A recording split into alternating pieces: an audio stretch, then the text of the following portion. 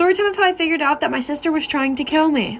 So me and my sister were like best friends when we were little, but she was a very, very jealous person. So years and years go on, but her jealousy seems to start to grow. So I never really thought about it until I found out that she really wanted me dead. But throughout the years, she would do little things to get me hurt. For example, she pushed me off the top of our treehouse and I ended up breaking my arm. But every time I got hurt, my family would baby me and she would get even more mad. So at this time, we're about 16 years old, and I had to go in her room to get her laundry. And under her laundry, I found her diary, or journal, or whatever you call it. I was flipping through the pages, I found out some interesting and crazy things. Then one was named The Perfect Murder.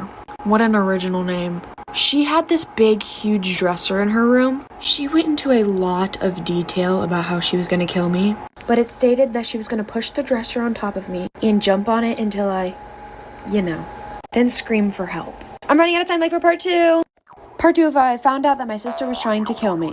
Continuing with the story, after I read what I read in her diary, I decided it was best to keep it to myself. So about a month and a half later, I start to think to myself, and I'm like, okay, maybe she's not actually gonna do it. Y'all, I don't know why, but I was literally not scared that my sister was like about to kill me. So about 2.5 months after I read what I read in her diary, she calls me into her room and in this fakest voice ever goes, "Sissy, why are you being so distant from me?" I just looked at her like she was crazy. Then she goes, "I know you read my diary." At that exact moment, she looked psycho. I don't know what I was thinking, but right after she said that, my reflex was to knock her out. So I knocked her out, then I stomped on her head. I called my mom into the room and read her the diary, or whatever the heck my sister put in there. Mind you, while I'm reading my mom this diary, she's still knocked out on the floor. My mom then continues to say she's gonna put her in a mental hospital. So to this day, my sister's in a mental hospital, and if you're listening to this and you ever get out, please don't kill me. I'm actually living an amazing life right now.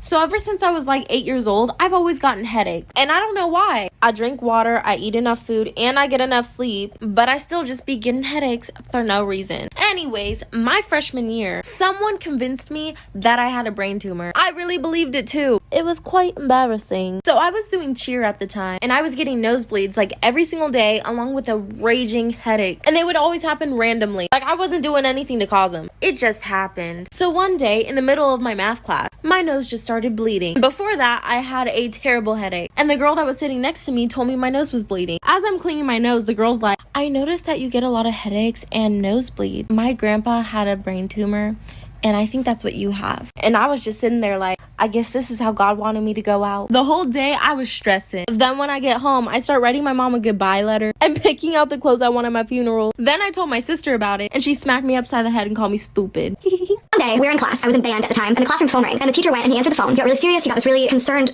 shocked look on his face, and he hung it up and he turned to us and he said, "Everybody sit down, be quiet. The bell's going to ring in a couple minutes. You're going to stay seated." And then he went over to the doors and he locked them. First, some of us were like, was it a bomb threat? Because we used to get bomb threats all the time. But then we realized that doesn't make sense because when we get a bomb threat, they evacuate us. And then we're like, is there some type of killer in the school? Is there a weather alert? The teacher wouldn't answer any questions. He was told not to. And the bell rang. We all stayed seated and we sat there for a really, really long time. And then the next bell rang, which means a whole other class period had passed. And still he said, "Stay seated." But I can't tell you how long we were trapped in this room and nobody was telling us what was going on.